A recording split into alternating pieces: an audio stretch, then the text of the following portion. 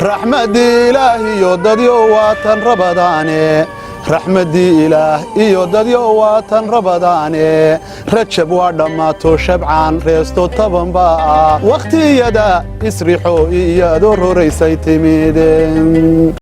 بسم الله الرحمن الرحيم السلام عليكم ورحمة الله وبركاته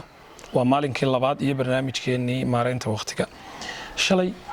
waxay noo socotay oo indii soo weydiinay 10 su'aalood oo nagu tala galay bal inaynu tijaabino waxa aad ka aaminsan tahay maareynta waqtiga dad badan ayaa ka soo jawaabay su'aalahaasi qofba waxba sax u ahaa qaar wada saxay iyo qaar ay wax ka qaldanayeen boolis ku jiray marka maanta bal waxaan isku day doonaa in su'aalihii aan ka jawaabno si aynu u saxno fahanka aynu ka haysano maareynta waqtiga su'aasha koobaad waxa lagu weydiiyay waxa la yiri ma jira adduunka qof haysta waqti ku filan oo shaqooyinkiisa oo dhan uu ku dhamaysan karo macnaha dadka adduunyada ku nool qof waqti ku filan oo shaqooyinkiisa oo dhan uu ku qabsan kara haystay ma jira ayaa lagu yiri sax baa mise waa khalad su'aasha jawaabteedu waa sax weeyaan waayo waxa la yiri adduunyada ama intayna dunidan aynu ku noolahay waxa kala badan shaqada inoo taala iyo waqtiga aynu haysano qofku markaa successka ay guuleystay ama waqtigiisa si fiican u maareeyay waxaad ka garan kartaa mar walba waxa uu u baahan yahay oo tamaniyaya hadii uu heli karayo waqti ziyaada ah hadii marka aad iska fadhido oo isleedahay tolo maanta ama caajisanahay ama tolo maanta isleedahay maxaan qabtaa maareynta waqtigaaga ama noloshaada oo dhanba wax badan baa ka khaldan marka waa inaad dib isku noqoto marka maadaama uu jirin waqti inagu filan oo aynu hawlaheena qabsan karnay choice-ka kaliyaata ama waxa kaliyaata inoo banaan waxa weeyaan in aynu si fiican u baranno maareynta waqtiga si waqtiga kooban iyo shaqada badan ee inoo taala aynu uga faa'iideyso su'aasha labaad ee lagu weydiiyay waxay ahayd ujeedada maareynta waqtigu waa inaad shaqada ku taala ku qabato waqtiga ugu yar macnaheedu waxa lagu yiri maareynta waqtiga waxaynu u baranaynaa ujeedadiisa ugu weyn waxa weeyaan in shaqooyinka iyo hawlaha inoo yaala aynu ku qabanno waqtiga ugu yar su'aasha jawaabteedu waa khalad weeyaan ujeedada ugu weyn ee waqtiga aynu u maareynay kaliya tamaha inaynu waqtiga soo yareyno laakiin waxaynu u baranaynaa waxa weeyaan in aynu fahano qaabka shaqooyinka loo kala hormariyo qaabka shaqada saxda loo qabto iyo sidii hawlaha iyo shaqooyinka inoo yaalay ay u noqon lahayd kuwa nidaamsan oo waqtigooda saxdi ahaana la qabanayo su'aasha saddexaad ee lagu soo weydiiyay waxay ahayd waxa lagu yiri hadii qofku uu dadaal badan bixiyo waqtigiisa si fiican ayuu uga faa'iideysan karaa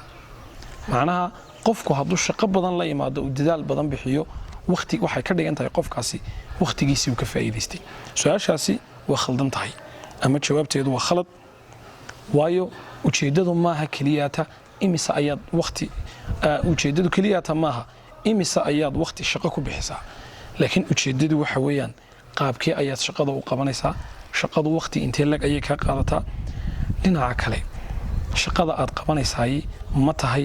waqtigeedii loogu talagalay mid aad qabatay waxa laga yaabaa tusaale ahaan in maanta shaqo uu qof ku qabto 2 saacadood dhinaca kalena waxa suuragal ah in qof kale isla shaqadii uu qofkaasi 2 saacadood ku qabanayay ay kaga baxdo kaliya saacad barkeed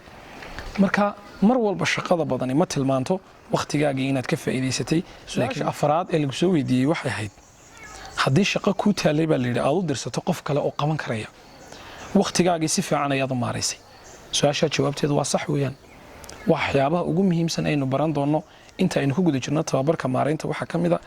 in shaqooyinka lagu talagalay adigu inaad qabato hadii aad heli karayso qof kale oo ka caawin karaya oo kula qaban karaya si waqti uu kugu soo haro aad qofka aad u dirsato midna anigu hadda tusaale ahaan tababar baan qabanaya ku saabsan maareynta waqtiga tababarka shaqadiisa oo dhan inaan qabto aniga ay taala midna tababarku muxuu u baahan yahay in casharkii la soo diyaariyo in la soo qoro muuqaalkii in la soo duubo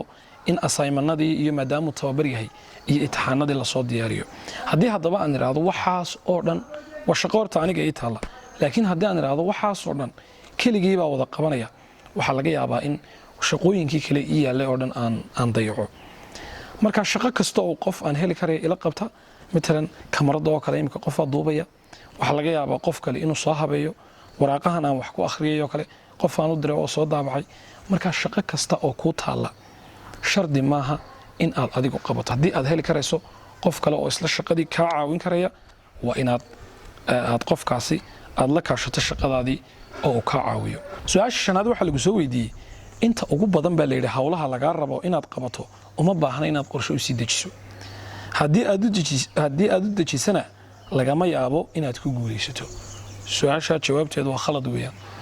shaqooyinkeenna inta ugu badan shaqooyinku marka qaar kuwa yarar laga reebo waxay u baahan yihiin qorshe ay ku socdaan in aad hesho. waayo sababto ay tahay haddii shaqooyinkaaga aad hore usii qorshayso waxaa kuu soo hari doona wakhti aad u fara badan oo aad shaqo kale ama wax kale aad kaga faa'iidaysan karto. waxaan ugu talagalnay tababarkan marka uu dhammaado haddii layna gaadhsiiyo tababarkani waxaan ku rajo weynahay in adigoo haysta qorshayaashii noloshaada oo dhan iyo halkay u socotana garanaya in aynu tababarka soo gebagabayno haddii ilaahayna gaadhsiiyo. su-aasha lixaad su-aal yaa badan bahayd. waxaa lagu weydiiyey qofka ugu wanaagsan ee shaqo loo dirsan karaa waa qofka inta ugu badan mashquulsan. dadka badankoogu su-aasha waxay kaga soo jawaabeen maya ama sax baa mise waa khalad. su-aasha khalad bay kaga soo jawaabeen. laakiin dhammaan daraasaadka iminka cusub ee la sameeyey oo dhan waxaa la ogaaday in qofku mar walba marka uu mashquulkiisu uu ka sii bato wakhtigiisa iyo muxuu ahaye qaabka uu wakhtigiisa u qorshaysanayahayna ay kor u sii kacdo. su-aasha toddobaad waxaa layna weydiiyey haddii aad maaraysa baa layidhi wakhtigaaga waxaad waayi doontaa xorriyaddaada maadaama uu ku xidhayo qorshaha dejisatay. su-aashaa jawaabteedu waa khalad weeyaan. waana waxyaabaha fahan darrada ugu badan ee naga haysataa maaraynta wakhtiga. wakhtigayga haddaan maareeyo macnaheegu maaha inaan waayi doono wakhtigii madadaalada ama aan nasan jiray. maaraynta wakhtigu keliyata waxay ka dhigan tahay waa in wakhtigaaga aad ka faa'iidaysato wakhti badanna uu kuu soo hadho kadibna wakhtigaa badanee kale aad u isticmaasho aad ku raaxaysato noloshaada ahdaafteediina aad ku gaadho. su-aasha sideedaad waxaa layna weydiiyey mar kasta baa layidhi waajib maaha qofku inuu qoro ahdaafta uu nolosha kale yahay. keliya waxa ku filan inaad garanayso meesha aad u socoto. su-aashaa jawaabteeda waa khalad weeyaan. hadafka aad nolosha ka leedahay ama wuxuu doonabaad hadaf kasta ood leedahay haddii aanu warqad ku qornayn waxaa la idhahdaa hadafkaasi looma aqoonsanayo inuu yahay hadaf. su-aasha sagaalaad waxaa layna soo weydiiyey haddii shaqa kuu taallo waxa fiican in adigu aad gacantaada ku qabato oo aanad qof kale u dirsan. su-aasha jawaabteeda waa khalad weeyaan. shaqo kasta oo adiga kuu taalla laakiinse aad heli karto qof kula qaban kara waxa fiican af carabiga waxaa la dhahdaa waa tafwiid baa loo yaqaanaa. waa in bar ka mida shaqooyinkaaga aad u dirsan karayso dadka kale ee kula qaban karaya. waana qodobada ugu muhiimsan ee aynu ku baran doonno barnaamijkeennan maaraynta wakhtiga. waxaynu baran doonaa goormaa qof shaqo loo dirsadaa, sideebaase shaqo adiga kuu taallay qof kale looga dalbadaa ama looga codsadaa inuu kaa caawiyo. marka shaqooyinka inoo yaallo o dhan dhammaantood lagama soo wada bixi karayo, wakhtiguna inaguma filla. waxaa muhiima marka in aynu baranno qaabka shaqooyinkeenna aynu la wadaagi lahayn dadka kale. su-aasha ugu dambaysa tobnaad waxaa layna weydiiyey inta ugu badan shaqo maalmeedka aad qabato waxaa natiijo fiican ku gaadhsiin kara 20%, halka 80% soo hadhay aanay wax natiijo ah laga dhaxli karin. su-aasha jawaabteedu waa sax.